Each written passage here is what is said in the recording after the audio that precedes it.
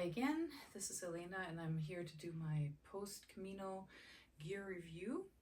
I hope to keep this kind of short and sweet, but it's easy to get caught up in stories about various items, so let's see what I can do. All right, the most important things again are probably what you're wearing on your feet and on your back, so let's start with that. I had with me the Osprey 24 liter. It's a day pack. It was sufficient for my needs. In fact, towards the end when the weather was warmer, my backpack wasn't very full. It has bottle pockets. It has a place where you can keep your water bladder if you so choose, and plenty of pockets. It has a frame, a sturdy frame, and also, if you can see it, it keeps the backpack away from touching too much of your back, so there's good airflow, which is really great when you're sweating a lot. It has a waist belt, and the waist belt has some zippered pockets that are small. It fits some small items in there. Yeah, it's pretty adjustable, has like lifters on it, and really I recommend that you get somebody to help educate you on how to best get a good fit for the backpack for your torso length, and also how to properly pack it, and you know, not get too much weight on your back. The truth is that many people go and with their backpacks, and they think they're going to carry everything with them, and then by the middle and later on the trail, you see that people have started shipping things home. They've decided to go to a smaller pack and instead have the rest of their stuff transported. In my case, I had to have a suitcase for various reasons that I ended up transporting from station to station, so it would always be there when I got to my next destination. And it allowed me more flexibility with what I needed to pack and carry with me every day. So I was not one of those people that carried everything on my back, and keep that in mind when I'm doing my gear review, because I had the flexibility of you know, packing extra stuff basically if I wanted to. I'm trying to do my review and also refer back to, you know, what is absolutely necessary, trying to do that, but I do have that bias that I had an extra, I could unload some things. So that's that. I did not choose to use a bladder because I don't like the idea of microbes growing in those. The bladders, water bladders, need to be cleaned once in a while properly, which is really hard to do when you're on the Camino. They are also difficult to fill at fountains because you have to remove them from the backpack, and if your backpack's full of stuff, that can be kind of a little bit cumbersome. What I chose to do instead is I took my titanium water bottle. I love this thing. I would take this again. And I think the downside of having such a nice bottle, it's lightweight, just like plastic, sturdy. It has perhaps a more higher risk of getting stolen because it's titanium, it's very expensive. Got this on the internet, was very pleased with it, and I just try to keep it low-key. I always kept my water bottle near me, or kind of sort of not hidden, but not exactly prominently displayed. Go to the next water bottle. I had an extra water bottle because the titanium one held about 750 milliliters. Sometimes there's just very few stretches, but there are some stretches where you won't be near a water source and you need to carry a little bit more than that. So I had this platypus bottle. It is plastic, but it was a compromise I made because I would fill this up on those stretches only where I needed extra water. But when I didn't need it, I could roll it up and pack it away, and it's very lightweight. I labeled this with my name and phone number. Even these things don't come cheap, so I tried to label all of my things that I could, just in case that would, you know, help avoid confusion, other people accidentally taking my things, or if somebody found the item of mine, they could more easily return it to me. Most people use WhatsApp on the trail, so if you have a phone number that is WhatsApp connected, it shouldn't be any problem with people getting hold of you. Okay. Next, I had also carried with me this tiny backpack, and it has lots of pockets. It also has bottle pockets. It has no frame and no real waist belt. But the purpose of this was to sort of as a, when I arrived at a destination, for me to go around, it sort of doubled up as a purse and or shopping bag. That's how I used it. Now, I saw some people that they just ditched their backpacks. They were just done with so much weight, and they literally only carried this around and a water bottle in it. And that makes hiking up and down hills a lot easier. But I did continue to use my framed backpack. And this thing can get pretty small and compacted and can be carried around in a larger backpack if you need it. The other item that was a carrying device was my fanny pack, or waist belt, if you want to call that. It can also be worn as an across the shoulder like this. When you shop for something like this, then you want to just make sure that it has enough size here to be able to put in it your credencials, they call this, which is the booklet in which you are collecting stamps. So places that you go to, churches, tourism offices, albergues, hotels, wherever you're staying, wherever you're eating, basically. They, if they're on the Camino, they typically have a stamp that they have had made, and they're very cool looking, a lot of them, and they let the people know when you arrive in Santiago. They let the pilgrim's office know that you did the Camino. It's sort of a verification of that. And you want to have at least one stamp a day, and then the last 100 kilometers you want 2.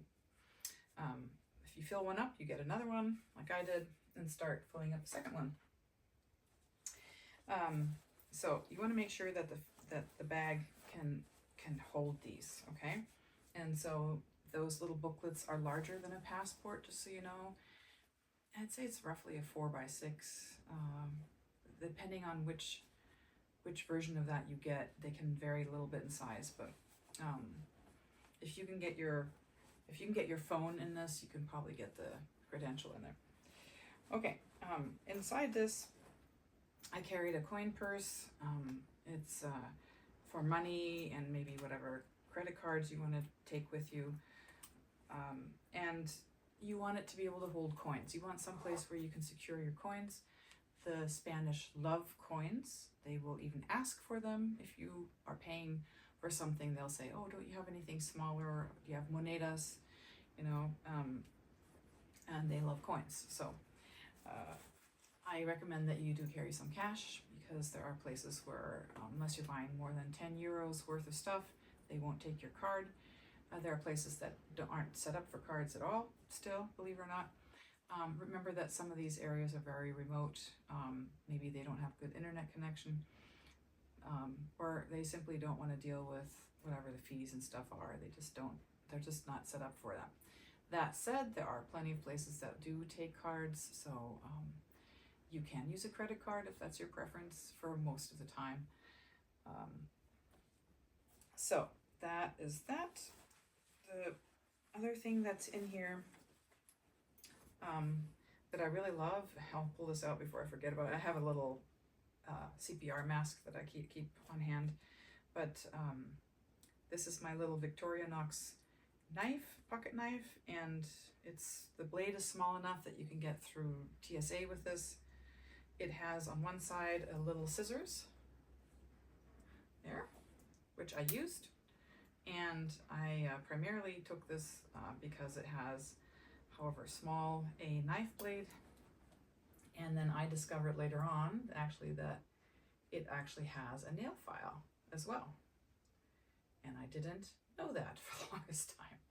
And somebody else had to point out to me that actually it also has a toothpick and a tiny pair of tweezers. So this thing is pretty cool. And like I said, I took it primarily for the knife blade because I knew I'd be grocery shopping at times. I might need to cut something, and I did use it that way. So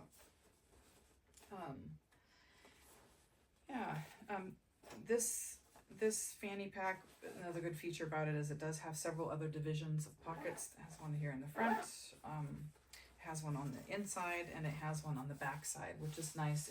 I kept my passport kind of in the most hidden place that I could.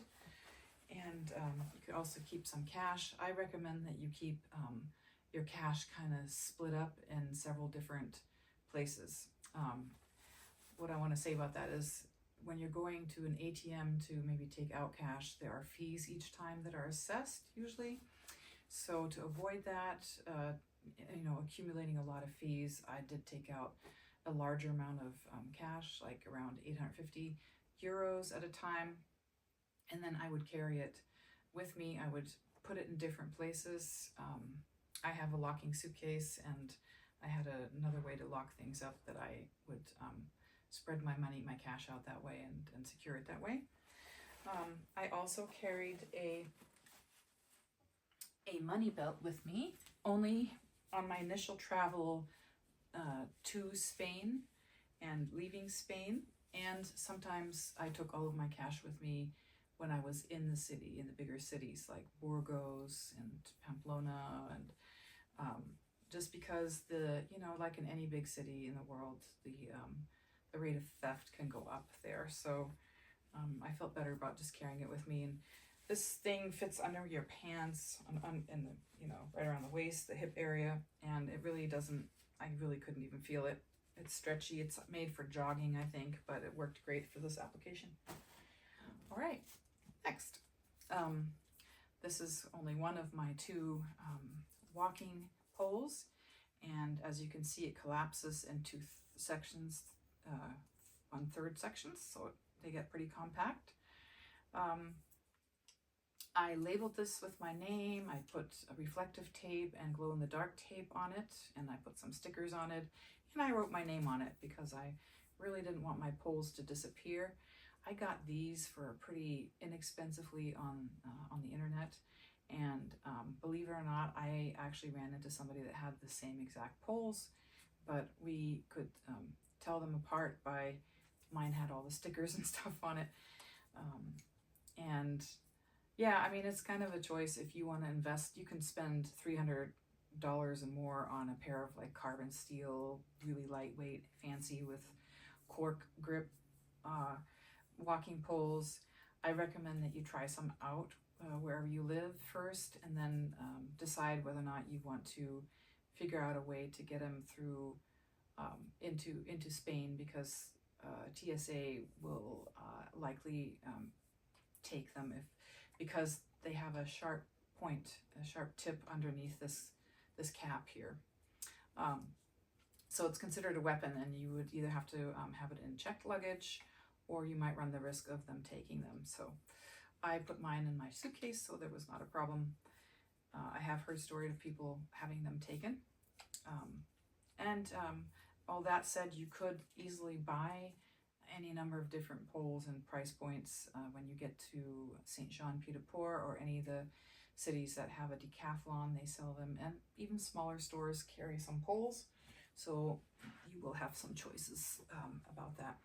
And on that note, there are certain things that Spain's a modern country, lots of shopping opportunities. You can buy just about anything there that I'm reviewing here, but I would urge you to take those things that you're very specific about.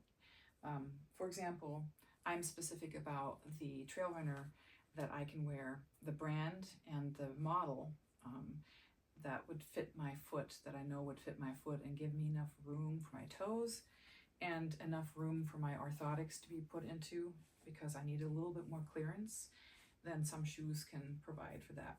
And I found that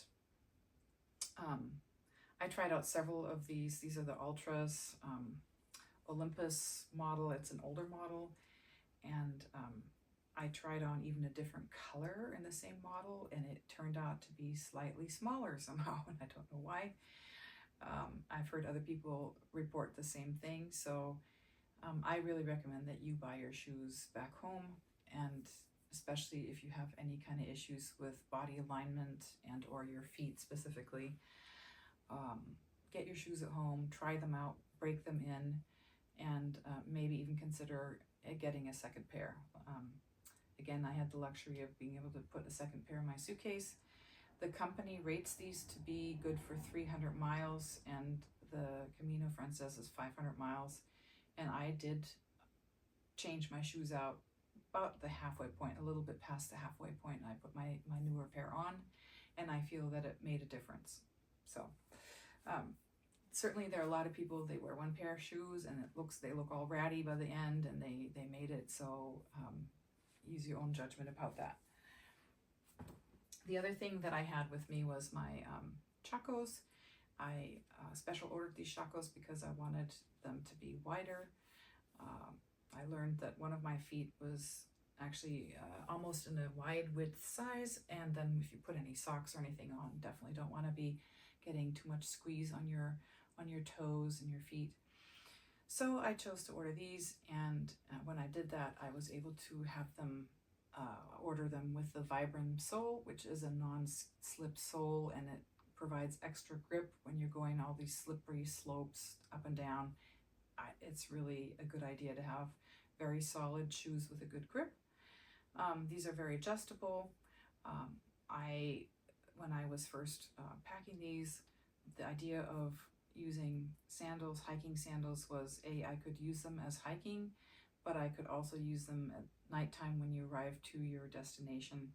The albergues want you to take off your muddy shoes, boots, and they want you to put on some different shoes. And then you can also wear sandals like these into the shower if you don't want to go barefoot into a shower that's probably going to be a little bit heavily used, we'll say. It's heavily used maybe by the time you get there.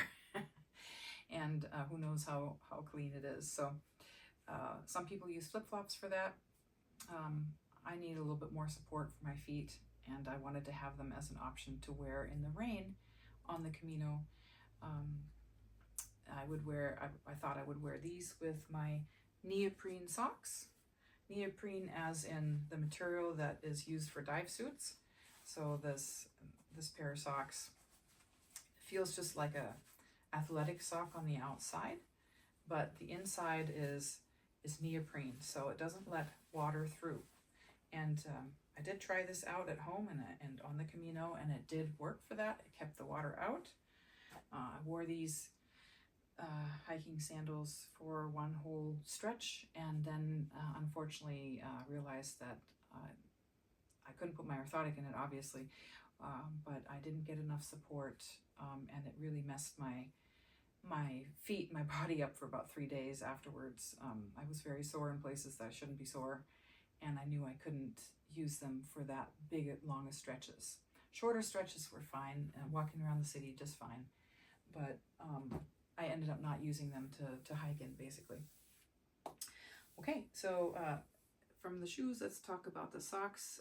I did a little review in one of my videos about my foot care, my daily foot care routine, which for me paid off. I had no blisters, no infections, nothing as far as foot injuries goes, other than my sandal story that I just told you.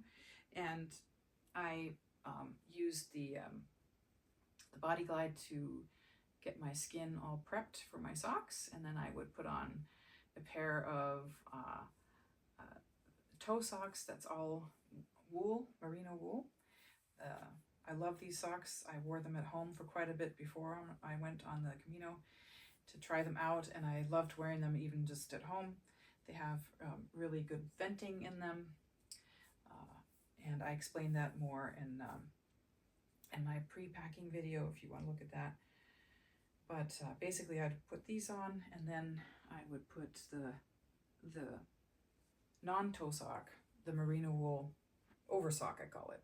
And it's thin. This one's also not very thick, so together they make kind of one medium thickness layer, I would say. So I took 2 pairs of the oversock type and 2 pairs of the toe sock. The idea being you can wear them several days. I've worn them, I want to say up to 5 days before I would wash them. You can hang them up and air them out and they'll dry if they did get a little moisture on them, but they repel. These merino wool is really good at keeping the bacterial count low, so they don't smell very quickly, and you could really, stretch a few more days into your laundry time. So that would make a total of 4 pairs of socks, and then I also took a pair of thicker merino wool socks these were sort of like slippers to me. I would wear them at nighttime, or if I was cold, these would give me a little bit more thermal protection. And it was just nice to have a pair of comfy socks on at the end of the day. Okay, let's see. Sleeping time. My sleep liner served me very well. I made this myself together with a friend of mine. I stayed in various types of places, anything from albergues, where I was in a bunk bed in a room with many people, and it's usually a plastic mattress they usually provide you like a kind of a throwaway paper type fitted sheet, and then a lot of times they fall off at night, and for various reasons you want to have something between your skin or your clothes and that mattress, and that's where the liner comes in. It does also provide a little bit of thermal protection, but I was honestly always worried about being overheated and then it making me wake up. So mine is on the thinner side. It's woven. It's a cotton hemp blend, and I liked it very much. I thought it served its purpose. However, I did not exclusively stay in albergues and bunk beds. So, in fact, more often than not, I didn't. So for me, this was carrying a bunch of extra weight, and it took up too much room. I would say if I were to do it again, I probably would not choose to take this because of the type of places I stayed where they actually provided linens and or even a blanket. So I didn't need this really most of the time. And I guess the same could be said about this thermal blanket.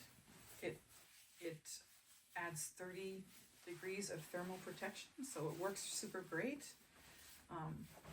And I even use it on the airplane because I'm always cold on the airplanes. But so it's hard to say. I left towards the April 20th is when I started, and it was still very cool outside, very cold at night, and these things were definitely needed in the bunk bed situation. So not having them in a situation like that could be very tricky. I guess you can put on all sorts of layers of clothing and see if you can get warm enough, but it would be challenging. So if you're going in the cooler weather, you probably want something. You want to think about that. All right, so cooler weather items. We can go on to that next. And I had with me my merino wool tights, and I love these. They're very soft. They kind of work sort of as a pajama, bottom pajama. I wore them underneath my rain pants, and or if I needed extra clothing at night, like I said, I could layer it with a pair of pants and just get as warm as I could. So that's that. And on the opposite side, I have a pair of merino wool biker shorts that I also loved. Same thing, could kind of wear them as when you're washing all your clothes, let's say, and you need just something to put on. These are great to walk around in, and also be when it's really warm. Could be your pajama bottom set. I also wore them underneath other things. So that's the flexibility of these two items. I had one cotton tank top with a built-in bra, shelf bra, and that works with either of those two items I just told you about as either pajamas or something to, knock around about if you're washing all your other items that you're not just washing, but they need time to dry. I took 2 short sleeve merino wool shirts. I alternated between them basically. The clean one would be put on after my shower, and the other one would be either aired out, just hang it up, or it'd get washed. So 2 will work for that. I also had 2 long sleeve merino wool shirts with me. This one was the thicker one. It served me very well in the beginning when I was cold. It was a lot colder and we were in the mountains. So if you have room to take a thick one with you, I'd recommend doing it. But I wore this one a lot. In fact, I didn't break out the short sleeve shirts till like the last half or third of my Camino. I wore this with the long sleeves, and it, believe it or not, even when it was a little warmer out, this just kind of served to protect me from the sun and without me really heating up a whole lot more. They don't smell very quickly, so I would get a lot of days of wear out of this before I felt like I had to wash it. Okay, so this one, this long sleeve merino wool shirt is like a medium weight one. Medium to light. It's not the thinnest. There are thinner ones out there. Together with my shirts, I would usually in the morning leave with my puffy vest on. This one does not have true down. It's the fake stuff. And I got it a little bit big for me because that way I could layer things underneath it, and that worked very well for me. It has pockets, which came in handy, and what's so lovely about it, these puffy things, is you can roll them up and make them very small. Mine didn't come with a little container thing, so but it goes compact pretty well. I had also this little hoodie. This is actually this is an SPF 50. It's supposed to be something that you wear in the sun actually to help protect your skin. It's fairly lightweight. What's a little bit bothersome, it doesn't have pockets here. It has a pocket in the back, which is, I wouldn't want to wear anything in there that's valuable. It's inconvenient to reach back there. I don't know, it doesn't make any sense to have a pocket back there. But what some people, how they use their hoodies is they're wearing them, put the hoodie on and then it's protecting your neck from the sun, because you are going to be getting the sun from behind. And I realized at one point that I was starting to get sunburned back on the back of my neck and even the sides. And I have to say, I don't recall ever in my life having a sunburn, like tanning in this way. So it's unusual. The sun's different in Spain. And but honestly, in the warm weather, this felt too hot for me. This thing does not have the breathability of merino wool. It's a synthetic, and it definitely just wears differently, and for me didn't work that way. But I did use it as a item that I might put on to get extra warmth, for example. It's all about layering, right? And the nice thing about this one is it is pretty compact. So okay, I did, let's see, I'm gonna go to the pants next. Pants. I have to say that the majority of my Camino experience, I wore my hiking pants. I had 2 pair with me, but the one pair, this second pair, I basically left in my suitcase most of the time. I really didn't break them out, and so I don't think you need 2 pair. 1 pair was fine for me. What is important, I think, and beneficial is that these have pockets. Okay, they have pockets because you're gonna always be sticking, maybe your phone, or maybe in my case, my glasses, or, something that you got to hang on to for a minute or whatever. You're going to go to the bathroom and you need your extra toilet paper, whatever you're taking, you need pockets. So this has lots of pockets in the back, and it's got side pockets, and also very beneficial is if they have a drawstring, because most people are getting so much exercise, and even if you're eating a lot, you probably will lose some weight, and then your pants will start to drift. And it's good to have some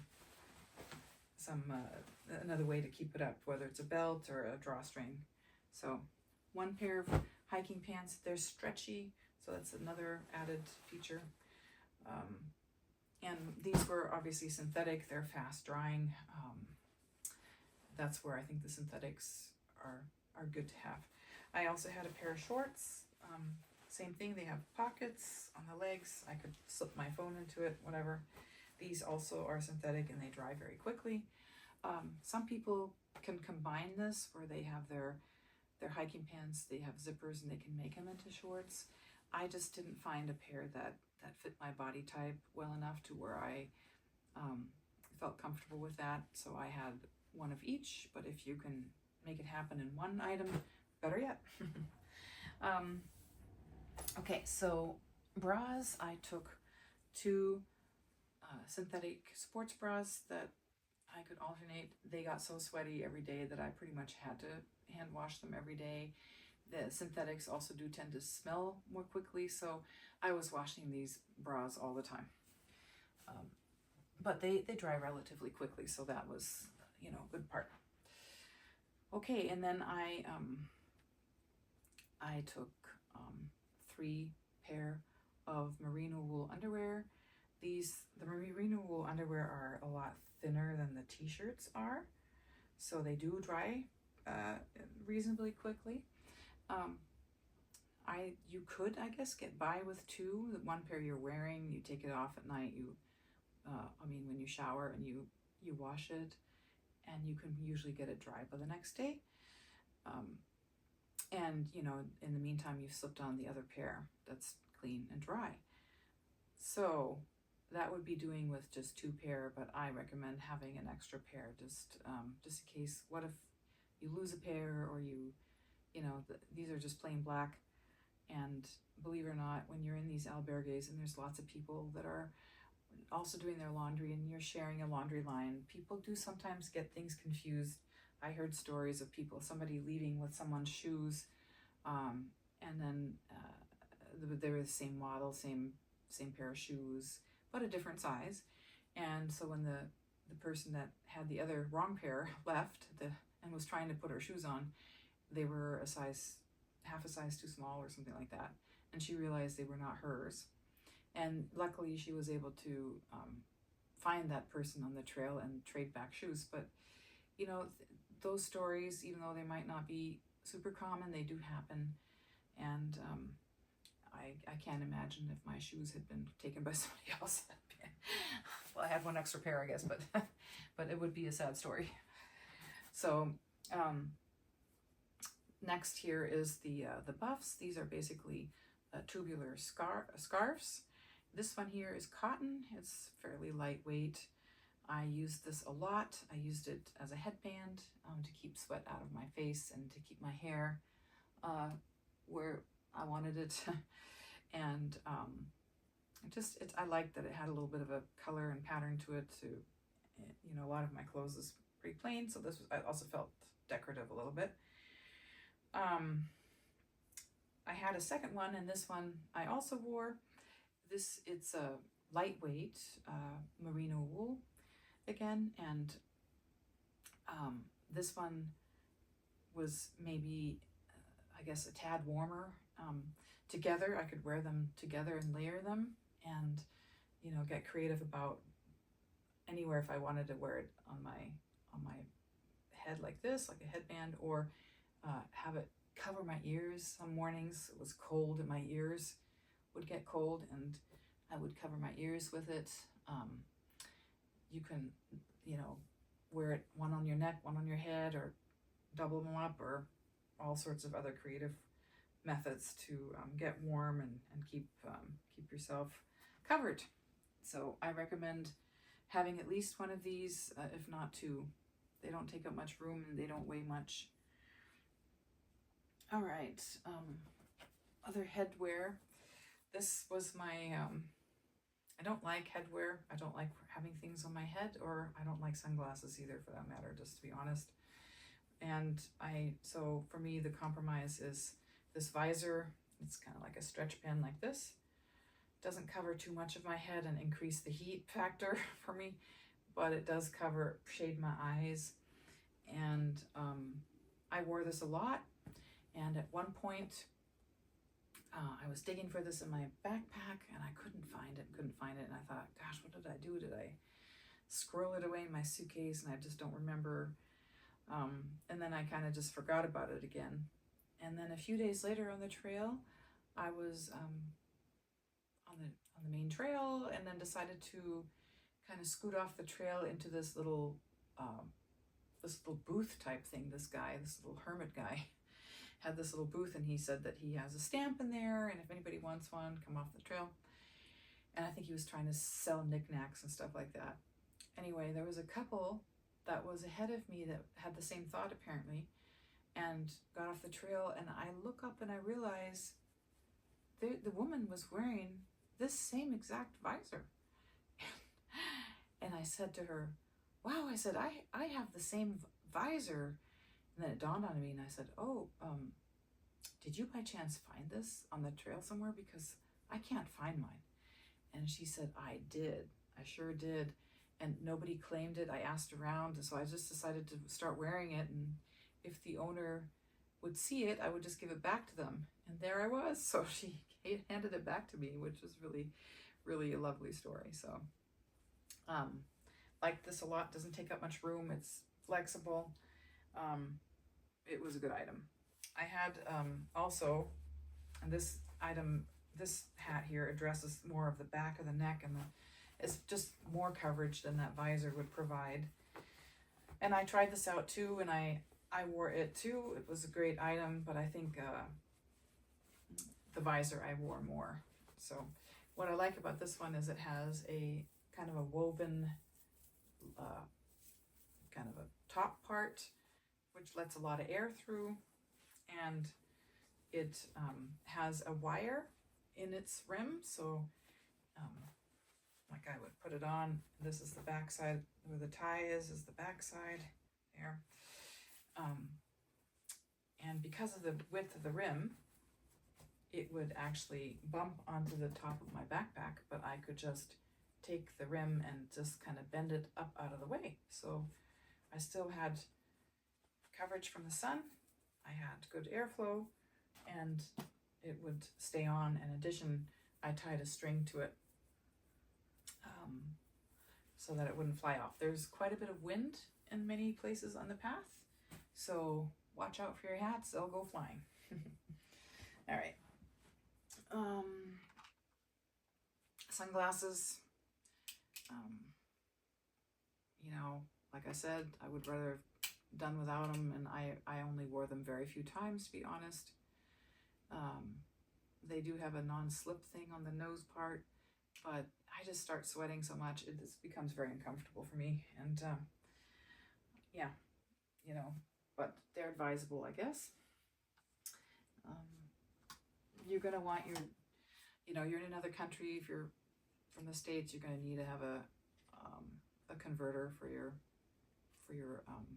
electronics. So this one's nice because it has a retractable prongy thing, whatever this is called. You can put it away. They're heavy, so I think there's a workaround. I think some people just go and buy the cube part for their phones in Spain, so they don't end up having to lug around this big thing. So you'd have to check that out a little bit more. I can't advise on that. This is just my iPhone cube, which I only used when I was back in the States, so that's not really part of the Camino thing. And your cords, whatever that is that you use, your charge cords. And I do recommend having an external battery. Well, my phone was older and it would lose its charge, so especially if I was using the maps, live maps, while I was walking for several hours a day, I would start draining the battery. So, you know, I didn't want to get to the city I was getting to, or the town, and then not be able to find my place, the albergue or the hotel or whatever, because my phone died and I didn't know how to find the address. So I would oftentimes near the end of the day have to plug this thing in. So if you have a really brand new phone and you think you can do without it, great. But a lot of people are also charging other things, not just like I have camera equipment and other things. Is if you're using your phone ever, if you're going to use it for light, it will drain it more quickly, and you then might need something like this too. I do recommend having some AirTags with you. I would put one with my electronic equipment, anything that was more valuable. I put one in my luggage pieces, so if you decide you're going to have your backpack sent onward, make sure you have an AirTag. It wouldn't be a bad idea, because sometimes there is confusion about where the luggage should go. It gets misdirected. It's happened. You know, you just have a way of finding it yourself and getting to it more quickly. So these things can be really handy. I had one in my suitcase always, and any other piece of luggage that I wanted to be able to track. Headlight. This headlamp is small, lightweight. It's battery powered. I checked it out before I used it at home a lot. It always has worked, and I put fresh batteries in it. And lo and behold, at one time I really needed to use this. It wouldn't stay on past half a minute. I don't know what happened, but use your own discretion about this. If you think you're going to, be leaving early in the morning to go out, you're going to need some way to light your way. And I guess you could try using your phone. But if I used my hiking poles almost 100% of the time, well, a lot. And so I wanted to have my hands available for that. I don't want to be holding a phone. So that's when this would have been handy. So I think it's really hard to say, how are you going to do the Camino? Everybody kind of learns how they best do the Camino when they're on the Camino. So, know that you have options. You could always buy something like this in Spain if you needed it. You don't have to be able to plan everything in advance. So, let's see what else is in here. I have this other tool that I actually really love and I used a lot. I showed you my little pocket knife. This has some things that are redundant, like it has a pair of scissors. This pair of scissors is slightly larger. It has a nail file. It has the toothpick. And it has tweezers here. And what this has, and the other one, the little pocket knife doesn't have, is it has a pen.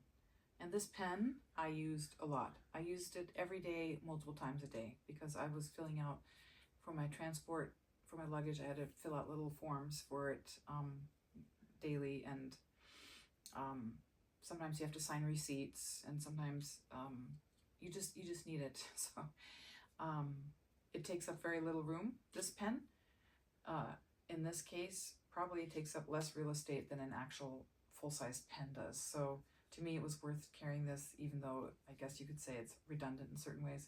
It also has a magnifying glass on it, and that can be really handy if you want to look and see if you have a splinter or a tick or something and you want to take a look. Here, you got it. Okay.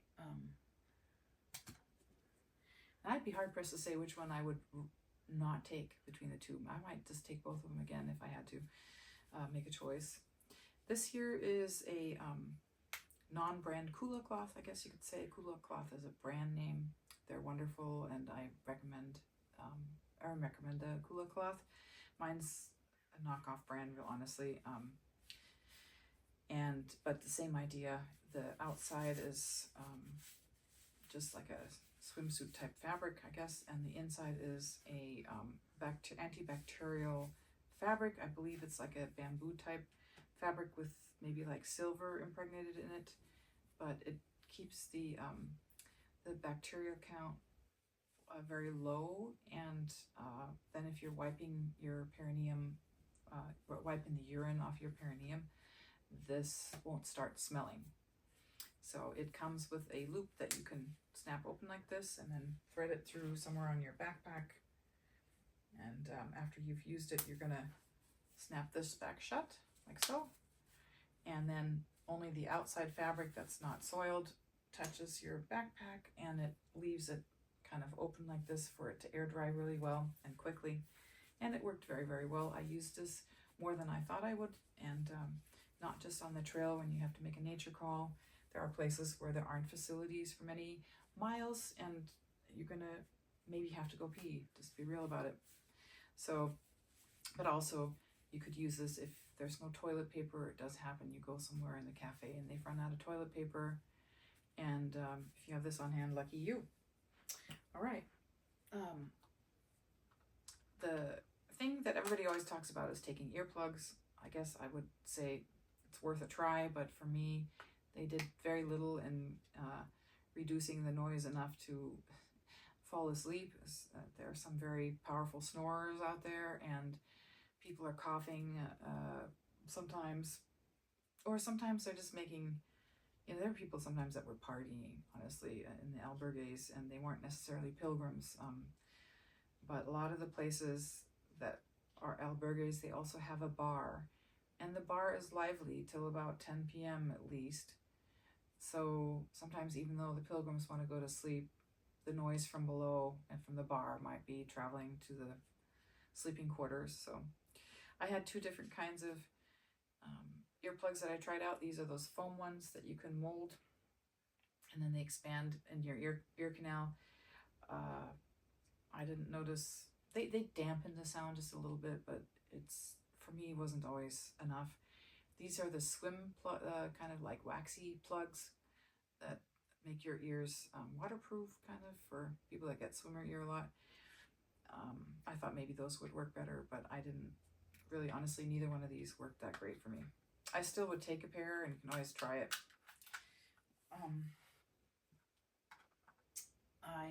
What worked for me, what did really work well for me, and that I highly, highly recommend, is getting yourself a sleep mask, like so.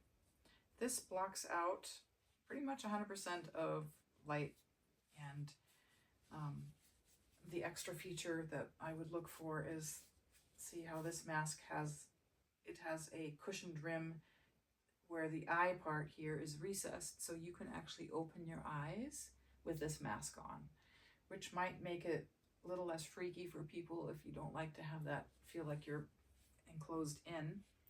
And it also has a little extending part here to cover the nose bridge, because that can leak in light as well. So I felt that this is very, very effective. It's lightweight. You can fold it. You can pretty much make it into nothing. You can wash it if you need to, and it's adjustable. The strap is adjustable, so you can figure out what's the right tension for you. This thing really did help me sleep better. Sometimes if you're in an albergue or in a room where you're sharing with other people, some of the places have lights that kick on by motion. So if a person gets up to go to the bathroom, the light kicks on in the hallway or in the bathroom that now has the door swung open, and that light's getting into where people are sleeping. So that alone can wake people up. And or sometimes they don't have really good curtains or blinds on the windows, and in Spain it doesn't get dark till pretty darn late, and as a pilgrim you usually want to go to bed probably before 10, and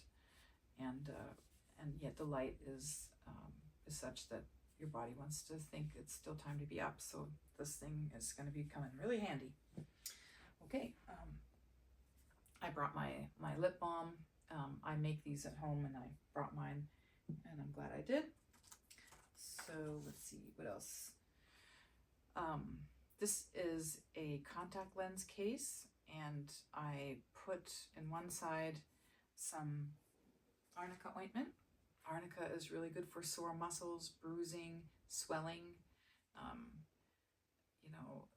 part of the self-care routine on the Camino is just keeping yourself as comfortable and your muscles and body as comfortable as you can while you're putting it through quite a great deal of physical and maybe for some people emotional stress.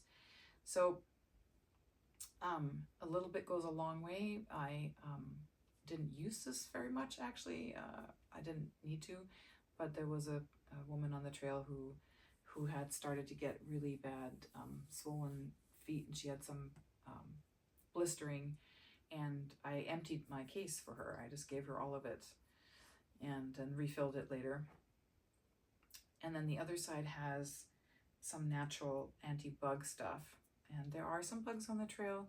Didn't really have mosquito problems, but there's like these little gnats and flying insects and flies, and this just kind of helps them not want to be there quite as much. And depending on the time of year, it can probably vary as to how much and what types of flying insects you're dealing with on the path. And on that note, I did carry. I didn't know if I was going to be encountering a lot of mosquitoes, and so I got myself a mosquito net as well. It's very lightweight and it doesn't take up very much room, but it's basically just a piece of netting like this, and it's designed to be put over a hat or the visor, and I'll just put it on here a second, and then it just kind of falls and it covers shoulders, and it worked very well when I used it that one time. Then I kind of forgot that I had it and didn't break it back out. There were other times I could have used this, honestly, but I kind of forgot about it and kind of just was eating gnats instead. So yeah, this and the anti-bug stuff could be effective. I just see that I have my Airlight towel. This is a brand, actually, Airlight towel. I don't know if other brands, there are probably other brands out there, but this one, the type of fabric is really cool. It's very, very thin and lightweight, and yet I have this large towel like this. It's very quick drying. It will dry the same day. Within a couple hours or so, this thing dries. It's pretty amazing. This is my shower towel when I was in a place like an albergue where they don't provide linens usually. Some albergues nowadays will actually rent towels, so it can happen. But basically the whole thing fits into the tiny little stuff bag like this. So pretty cool. Recommend it, worth the money. Okay, let's see. I did take a Tupperware container. I used this a few times. This is good for if you are planning to go and eat from grocery stores. You're going to make your own sandwiches to take, or you do maybe want to microwave some stuff. I don't like using plastic in a microwave, but not all albergues are well stocked with dishes, I found. So this is sort of a good makeshift, system, because I could use this as a cutting board or as a plate. And then this is my bowl. I could mix something to drink in it if I had to. So, and it's good for storing things. I put my name on it, and I put on it in English and Spanish, please save, because in some places you can put stuff in a fridge, but you have to have your name on it. So just label your stuff.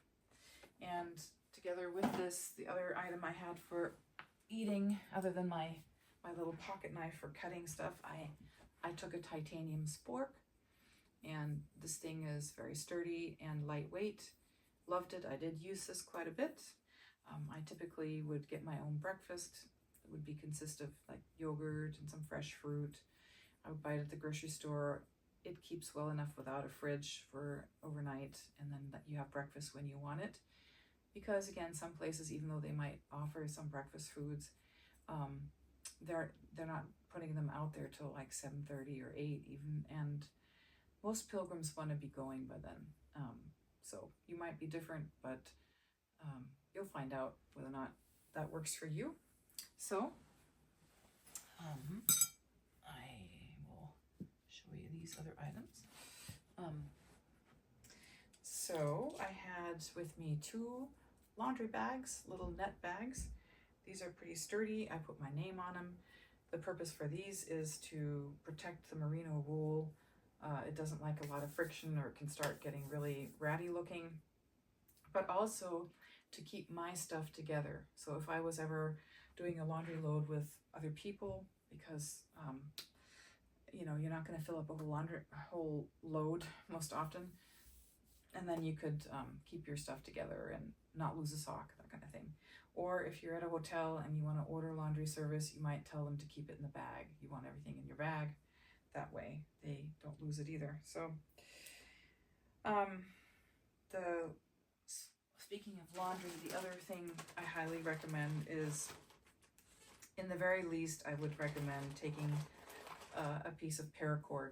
This is 10 feet of paracord. I used this quite a bit when staying in places that didn't have a clothesline, and in my case that was pretty often hotels or hostels, or I stayed in Casa Rurales and in different places where you don't have a whole laundry setup. That's really great. This makes a great clothesline in no time at all. It has 1,000 different uses. It doesn't take up any room, hardly weighs anything. I think it's really worth taking it. I also took my own clothes pins like this.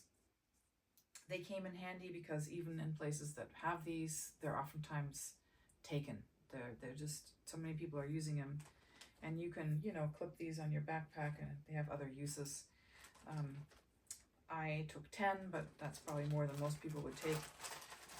But because I had merino wool and it pretty much needs to be line dried, I took more. So I also took some laundry sheets.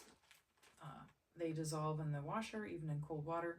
These are unscented. They don't have anything extra in them, like a free and clear kind of thing. And they work for washing machines, not for hand washing. I took a few of these because I don't like perfumey soaps and all those additives that you find in many laundry detergents. So, and if you have a smaller load, you can just tear off a piece. So that's that. The other items, so I took took one of these little lock extenders. Here's a small carabiner that you see, and I have a combination lock. I use this many, many times. Like I said, I like to secure my, if I had extra cash or other valuables. If I was leaving them in the hotel room even, I would lock them up in my own suitcase rather than, or luggage rather than a safe, because the reality is that the staff has the entry to the safe. They can get into them, and I can't think of who else would steal anything out of a hotel room if someone's going to steal something other than who has access to it. It's basically staff. So I think if you're going to worry at all about trying to keep your stuff locked down, then this is a good method, I think. The other thing I found very indispensable was my hero hook here.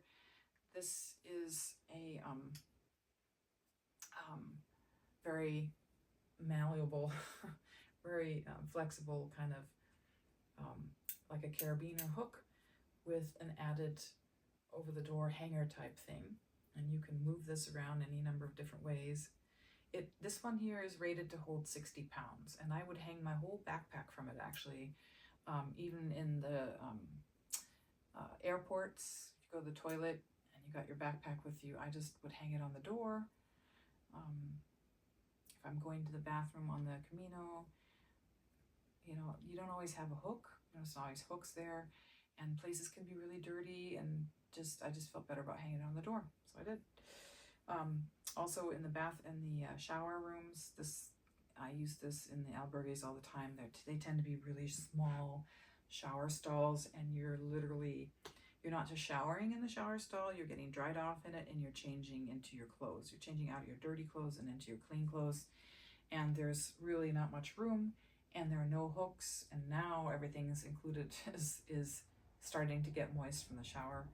So I would my method was I would take my little backpack and I would load that up with my clean clothes and whatever other items I had in the shower, and I would hang it over a shower wall or the door or wherever, and then I would even drape my towel through here, and yeah, this worked very well. I think if there's one thing I'd like to see improved on the Camino, it's them thinking through the shower situation a little bit more for the pilgrims, because it can be really a challenge, especially for people that might have balance issues, or you're sore and you're hurt and you barely stand already, and now you got to do this contortionism to get yourself in and out of the shower. So this thing can help. I think getting close to the end here. I did take a whole bunch of these. And one of in my research, it seemed to me like it was difficult to find electrolytes, and now they do have this. What was that thing called? This drink. It's a fizzy drink. It's kind of like Gatorade. Comes in a can, aqua something or other. I guess you can buy those. Some people really loved it. I didn't rely on that. I brought with me these powder electrolytes that you can add to your water bottle, and I kind of honestly forgot that I had these for the longest time, until there was this young man in my albergue that he was starting to show signs of severe dehydration, and was getting sick with it, and I remembered these, and I gave him a bunch of these and made him drink some, encouraged him to drink some in front of me, and he started coming around. I checked on him later that evening, and he was doing much better. So I'm glad I had these. On the same note, I took ibuprofen with me, but not with the intention of using it myself. I'm not a big fan of taking medications, and I prefer doing more like natural methods that are have fewer side effects, or work more with the body than trying to trick it into submission. So I used, instead of ibuprofen, I used the Theracurmin, which is like curcumin, or it works just like an ibuprofen really, and doesn't have the bad stuff that ibuprofen can and does cause. So I took these every day. I took one every day, and sort of as a preventive. More to me, it's better to stay ahead preventively than trying to fix things later. And like I said, I didn't have any issues. I got a little bit sore, just like everybody did, but it's quite the workout to do this Camino. So, but this helped, and my arnica, and I also took some homeopathic arnica orally if I needed to get a little extra pain relief, or if I had swelling or anything. Arnica is the go-to for that. You can educate yourself about that very easily. It's homeopathic remedies are considered very safe. They don't interact with other medications if you're concerned about that, and they're easy to use. They don't take up much room, and they're lightweight. I carried this form of it. This is a dissolvable tablet. It's the same idea. It's arnica, but I could just cut some off and give them to other people and share them. So I took them along for that.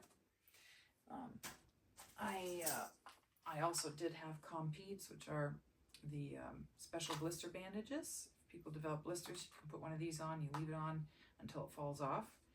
I never had blisters. I never needed these for myself, but I gave some of these away to other people who did. So it was nice to have. Okay, and somehow I forgot this. Other than my coin purse wallet, I did have a place to keep my credit cards safe. I kept I had my driver's license in here that I needed when I was in the States, and I had my insurance cards in here, and there's some debit cards in here that I only used when I got my cash out a couple times. But this wallet is nothing special other than it does have that protective layer that keeps people from being able to digitally scan your credit cards and get information off you. So that's what that was for, and it basically wasn't brought out. I kept it hidden away somewhere. Okay, let's see. I think I've reviewed everything. I think the only other thing I will say is I made myself, because I did pre-plan all of my stays, where I was staying, and I put together a extensive list of the dates and the number day that it would be on the Camino, along with where I was going from and to, how many kilometers that was, the towns that I would be seeing along the way, kind of keep an order of that, the contact information of the place I was going to be staying at, and any other necessary or useful information. I kept it all on one running sheet, and I also had a sheet that was just the information of the places I stayed, the name of it, the address, check-in time, how much the cost was, if it was already paid for, where I booked it, was it through bookings or did I do it online, contact information, or anything else I needed to know about that place. And that I would keep with me. I would keep that, whatever current sheet, there was several pages, but I would just take the current page and I would fold it up and I would keep it with me in my fanny pack, so that way if I was on the trail and I knew I had to be checked in at this particular hostel or whatever by such and such time, because maybe the staff leaves, I could, if I was running later, I could whip this thing out and call them. It was all right where I needed it.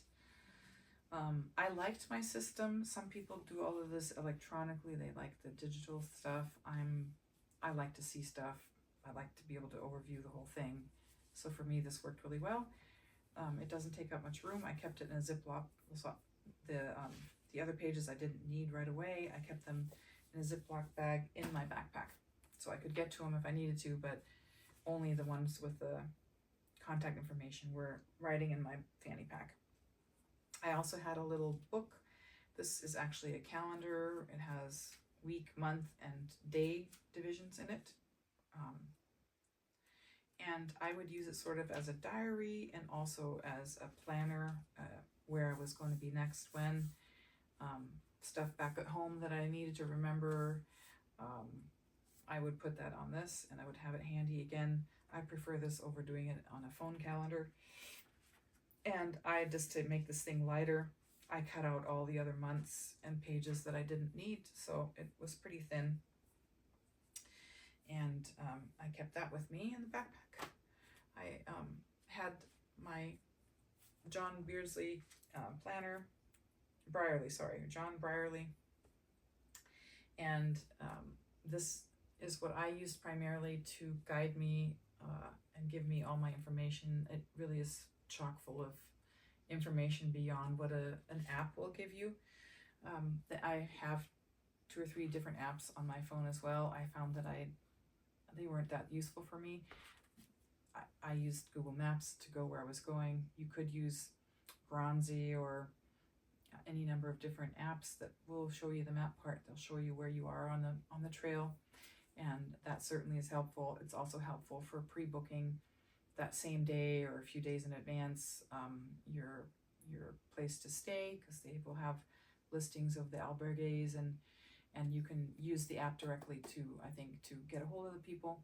So that is useful, but I didn't need that part because that was already taken care of. And what I needed, what I wanted instead was some information about maybe the history or sites to see when I got to a different place, or just any extra information that Brierley will give you, like what the terrain might look like that day. You know, you're going to be walking mostly wooded paths, or you're going to be on next to a freeway, or and the apps also do this following thing, which is each stage that's broken down here it will give you like a topographical type of map scale to see how far up you might be going up a mountain today, at what point along the path is the rise, how much rise it is. Then there's a map page that gives you the actual, an actual map. It's very well laid out because it actually will tell you the distance between towns. And I like about Brierley specifically, he will tell you from where in the city or location that you're leaving the count starts for the kilometers, which is different from the apps. I believe the apps don't necessarily tell you that. Like he'll say, reference a particular albergue at the beginning or end of the place where, the destination. So the count will start there. That'll be 0, and then the next stop or the next place you encounter might be then 2.5 kilometers, and it'll say that. So you can add them all up. You can figure out how much the whole thing is, which it gives you also. It's a bunch of information. It's really helpful. He has a little bit of language study stuff in here. And I know that I had information that other people didn't because I had Brierley. They only had apps. They had no clue about anything about the place they were going to. And I oftentimes did, so that was helpful.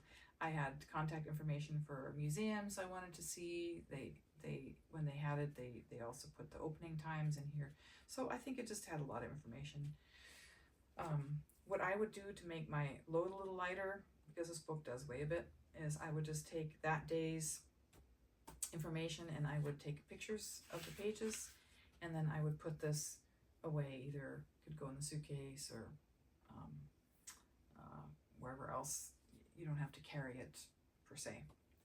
So yeah, and that is my packing list. Okay, a couple more things I forgot. Rain gear. I didn't finish to say that I actually had some rain pants. These came in actually very handy. I did like it. I was lucky in that there wasn't that much rain when I was on my Camino. There were 3 times that I recall where it was raining, but when it was raining, it was pouring for hours. One time, in fact, I was caught in a thunder and lightning storm, and it was scary, and it was very wet. I unfortunately did not have my rain pants on because I didn't think the rain would be in that part of the day. I thought I would miss it, so I didn't plan right for it. I wish I'd had my rain pants. They would have kept me dry. They kept me dry when I did wear them and it was raining. I like these pants. I got them extra large for me because I wanted to be able to layer. I put my merino wool leggings under them, and that would keep me warm enough and dry enough. These pants have the added feature of being able to be opened on the sides so that if it does stop raining or it just gets a little too hot, you can zip them. They zip all the way up the legs, so it's a nice feature. Rain pants are, when you fold them up, they are, they do add some bulk, so some people decide to just, instead of doing rain pants and trying to keep their whole legs dry, they just let their legs get wet and they wear shorts. And especially then if you can do sandals with it, you could just allow your lower body to get wet and it'll dry. And that's one method. Together with the rain pants, I did have my rain jacket. While I liked my rain jacket, I was in a situation where the weather kept changing. It was raining and it would maybe even drop a couple of degrees, but then it would stop, and then I'd be too hot in the raincoat. And then in order to get the raincoat on and off, I had to take my backpack on and off each time, which, if you're just going through several cycles of that, it got to be a hassle. So I could say maybe in that respect, I preferred the poncho trick where you can break this out and just throw it over yourself in the backpack, and it has fairly good ventilation. That worked really well as long as you didn't have a super stormy, windy thing, which when I was caught in that rainstorm,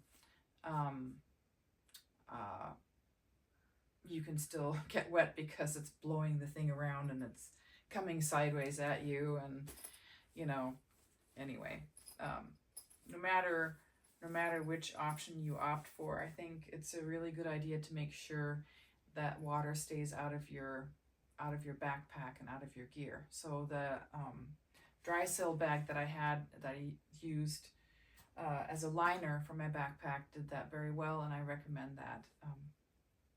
Any other items that are in other pockets that shouldn't get wet, make sure you have them sealed in some plastic bags or dry sill bags, that kind of thing, because the backpack, even with the little backpack cover that it comes with, may not stay dry that way, and water might get in.